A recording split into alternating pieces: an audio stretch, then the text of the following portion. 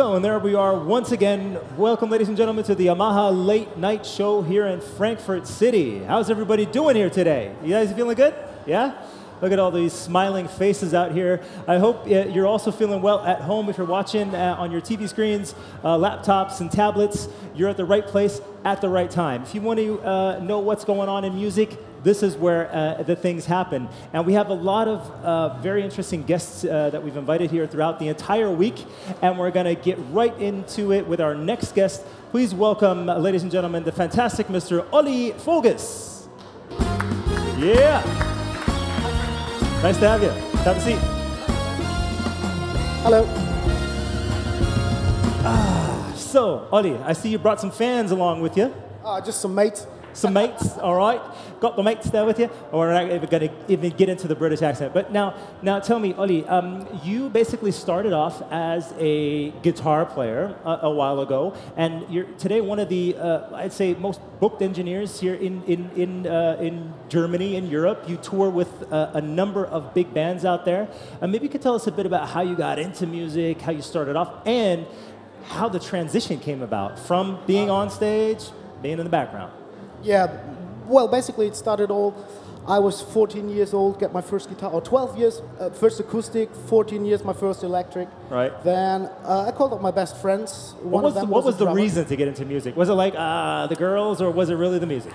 I think at the very beginning, honestly, it was just music. And I never had a girlfriend before 14, 15. So okay. I have two sons right now, they're 12. That's when it changes. Okay. Right now it's different. Okay. My mom always said, hey, he was not interested in anything but music. Right. And if friends come along and visit me at my home, I always sit somewhere playing during I was talking with friends. Right. And they never complained. Right. So right. that was probably the start. Well, and suddenly, it was really back in the days. We're talking 20, 25 years ago. So we won a prize, like the standard newcomer things you can do. Of course, we did that. One time we won it. We had our first studio session there. And I was just like immediately falling in love with this options you have and this producing. And I understood very quick, or at least I was trying to understand very quick, that being a musician means much more than having a vision, writing music, writing lyrics, but at the same time it's like, how do you present yourself? What is your message? How do you entertain, basically? And where do you get bookings from? And basically everything we did ourselves, finding out, was a long process. We did this for 15 years. And of course, suddenly there was more studio work, and you were suddenly in a situation where you work with a pro engineer or producer. Right. And you've been waiting for that moment like 10 years, and you suddenly sit there and say, okay, listen, this is not the guitar sound I've been waiting for 15 years. Can we just try something else? And it was like a huge SSL 4000 desk, and he was just being a little bit pissed off probably. He was standing up and going like, okay, then fucking do it yourself. Right. And that was like, okay. Otherwise, you really lost, or you tried it, and suddenly, after a few minutes, we worked together, and we made something happen, and I was like, man, I have to really learn this, because I don't want to be like frequently trying something out and making my mistakes and stuff. So that was kind of like the start where I was thinking, okay, I'm trying to do more than music. Right, exactly. Now, you took us through the whole thing in about 3 minutes. That was it, ladies and gentlemen. No, just kidding. Thank you very much. Thank you. we have a few more minutes. Now, just to get back to when you started off, was it clear for you at the beginning that, hey, this is something I can do to actually make a living? Or I guess most people start off with big dreams. You know what I mean? Like, I'm going to be the next Elvis Presley, whoever, you know? That's a very big dream. was that your ambition? Or was it just like, hey, I just like doing music, you know? Let's see what happens. I think it was kind of like a fixed goal to say, okay, in X years' time, I'm trying to make this for my living. Right. That was kind of like a fixed goal we were aiming at with that band. And of course, you know, sometimes you lost this guy. If you got too old, they get fathers. Right. The focus, sometimes it's on music, sometimes goes somewhere else. Your decision, you want to keep this family small, you want to be really pro but work with the same guys. Right. So it was a lot of questions, a lot of stuff that happens. there was a lot of reasons for that, but this band got split up when I was 27, so that was quite a long way. I started it when I was 16. Right. So, and I was in the live biz a little bit. Right. But then, here comes my point to decide, okay, this is probably a good start to just swap the sides of the cable. Okay. Because I was standing on stage so long, I never played Rock am Ring, honestly. But we played this small festivals, 2,000, 3,000 capacity. Right. Otherwise, we played clubs. Right. So we were not like a huge band. Right. But I know a lot of musicians back from this. We did crossover. So we were on tour with Treep, H-Blocks. Back in the day, Such a Search. You know, we're talking 90s here. Yeah, nice sound. So, and funny enough, a lot of these guys I still meet today, sometimes in other functions. Right, exactly. And So you're in another function now also. Exactly. So it is funny that there is an amount of guys who really focus so much on music that it doesn't matter if they play guitar or mix or do production. They're still in the business, and you met them from time to time, and sometimes even with like huge bands. Now, was it at the beginning when you decided to switch and you saw these? Let's say you see this equipment. Like for me, I also make music every now and then, right? I know. But for me, like looking at these consoles is like just rocket science to me. Was it the same feeling when you stepped up there the first time and were like, how am I supposed to do this? Well, I had for my actual point of view, I had the luck to start in the analog days. So my first studio session was a tape, and I had like a 16-channel analog mixer. Okay. So it's not a big deal to get along with that thing. But at the same time, you really get to know how important a gain structure is, how good head amps are. So I had definitely the opportunity to go along this way and then transfer all the analog knowledge and experience to the digital side. So you actually made the transition though from analog to digital at some point. I know a lot of sound engineers who say, I don't even want to have anything to do with digital.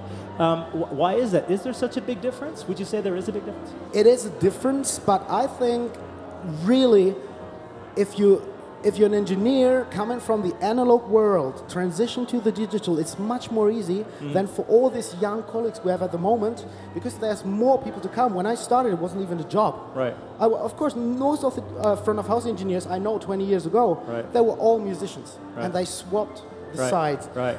They had musical experience, and this is what makes people different from just guys with technical view. Just technical, exactly. So we know exactly how you feel. We would like, if we know the artist good, we by a blink of an eye would say, hey, you don't feel confident? Come on, let's do this and that and this. And this is the way to work with people. Just from your own experience. Exactly. And I guess that's also the reason why you work today with some really big names out there. I mean, we can do some name dropping if you like. I mean, we have some photos you can see up here on screen. Fettes Bold, oh, you saw. Who's that? That's Casper and Materia. Casper and Materia. Drunken Masters, some friends of us. There you are. The Echo Awards. You've been doing that for a while, haven't you? I think like 21 years right now. 21 years. Basically the biggest music prize in Germany. That's Eurovision. That's even bigger. That's 2011. What was that? Was that the one in Düsseldorf? Which one was exactly. that? That was wasn't that a fantastic show? That was pretty intense. Amazing. Yeah, you did that really one? huge. Yeah. Nice. Yeah, the NDR called me up and I said, listen, how come you want me to do it? You have all these guys. And they said, yeah, but you're doing the Echo, you're doing the Dome, MTV Awards, everything. So would you fancy doing it? Right. And I was like, okay, try it. Right. Is there a certain genre that you really enjoy touring with? Let's say, you do a lot of hip-hop artists, right? Yeah, that's funny. I heard the question sometimes, but my original basically is I started as a guitar player doing rock and roll. Right. So we moved over a little bit to crossover. So one of my first real tours as a pro, because I was doing small club gigs since I'm 16 as an engineer. But then I moved to a company called Rock Sound, very huge company back in the days, in the 90s still. And one of the first tours I did was Face No More, and then Deftones. Nice. Which is exactly my origin. Right. And I felt really at home. And then suddenly, I was just asked by Fettes Bro to join in because they increased their band from being 3 MCs and a turntable to an 11-piece huge band. Real band, yeah. Brass section, 2 guitars, bass, keyboards, DJ, drums, really cool thing. And that probably went along 1.5 years, and then somebody called me and said, listen, I got this band and I hear the Fettes Bro show, can you join us. Right. And that was Stanford, then Casper came along. So it's like you meet guys, get in touch. I mean, if you ever have been on a huge festivals, it's like a family meeting. I wanted to say, it's probably like everybody knows everybody somehow, you know, especially in the music business. Oh, yeah. In the end, you know. And my goal, and I think that's, for me, it's very, very important. I think it has nothing to do with the genre. I mix from Kelly Family to Scooter to Dragon Force to Deftones. So it has basically nothing to do, Tangerine Dream. So this is the complete opposite. And I really love to get into the music and their visions. Right. And my only thing is, I will do it if you guys are nice people. Okay. Because the music is something I learned from you, and the technique is something we do together. Right. But I cannot live with people who are assholes. Yeah, exactly. I mean, I'm a very easy guy. It's a no job assholes. at the end of the day, but I guess it's so important to work with people. You know, you can also party with and have some nice experiences with. Maybe you want to share some any you know crazy experiences you can share with us. Oh, there's lots of them, because if you just think about it, I have a family right now. I'm on tour 200 days a year. Right. So that is your second life. Applause to the wife at home. Exactly. Yeah. That's It is. You live basically two lives. Right. But still, family is always first. Right. I had right. situations on tour, and all my bands know that. Excuse me, when it comes to anything really serious, I'm off. Right. I will definitely take care for somebody who take over exactly in my view. Right.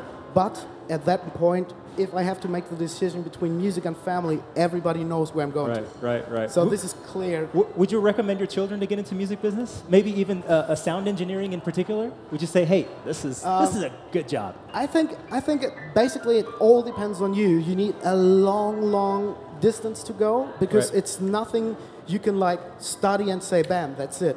But I mean, if you look at nearly everything you can study, you're never there after you finish university. Of course not. You're always at the beginning. Of course. And if you understand this, you're coming out of university, you have your diploma and saying, hey, let's get it on. Right. It's On a learning certain by level. doing. That's the only way to go. Exactly. I mean, basically, in anything you do, you know, you can read books about it, but, you know, This is important, and the definitely willing to learn all your life. Right. When you stop learning and same that you said with analog to digital, if you refuse, you don't necessarily need to do everything in digital, but you need to have the will to really get into the idea of it. So if anybody wants to start off with sound engineering, like what would you recommend them to do first? Like, is it to say, you know what, try to get on some kind of gig, try to just, you know, look somebody over the shoulder for quite a while, and then get on the knobs right away yourself? Or how do you get into that? Well, basically it's technical introduction. You need to have a certain knowledge. Interest, of course? Interest, definitely, for sure. The best way is, it's basically right now it's a job. When I started off, it wasn't a job. Right. So you can study it Right. on universities, but you can also just use it as a standard job, as an event technician. And there you have your opportunities, because all the equipment is there in the warehouse. And you can work with other people who are experienced. You can look, of course, you pull cables for years. Right. And that will last for a while until you really get into it. And the first older guy said to yourself, hey, listen up, I think this is, right now it's a new band, they don't have an engineer today, it's you, for the first time. Right. That happens to Right. you. So what are the next events coming up for you now, after the Musikmesse? After this, I think I have a Zido show coming up in April, then we go right into rehearsals with Casper for festivals. Right. Then we go into rehearsals in Berlin with Zido and Cool Savage. Oh, look at that. They released this Royal Bunker thing. Yeah, We did yeah. the tour in January. Yeah. And now we do a complete new setup for festivals. We'll do that. And I have like 2-3 more artists. So I will prep basically end of April to mid-May 4 or 5 front of house. Right. Complete Right. setups. Right. And they will travel around until September, and I will just like fly in and out. Whew, So look at this that. is my standard summer, basically. So we don't have to worry about you getting bored, I guess. Hopefully not, no. All right. But in the meanwhile, you're going to be around here at Absolutely, yeah. Yamaha. Where can we find you? Basically, I'm at the booth in hall 3.1. Right. In very much of the center of the hall. Right. It's F50, I guess. It's the Yamaha booth. Right. Commercial audio. And I will be hanging out there for CL-QL, NPM 7 and PM10, of course. Sounds fantastic. I'd like to Thank thank you very much for coming out here, Olli Voges. This is your applause. Give it up, Olli Thank Voges, you very ladies and gentlemen. Thank you. Have a great day. Ladies and gentlemen, that was it for now, but join us again later on for another episode of the Late Night Show here from Yamaha. It's been great to have you once again as a fantastic audience, and see you again in a couple of moments. Bye-bye.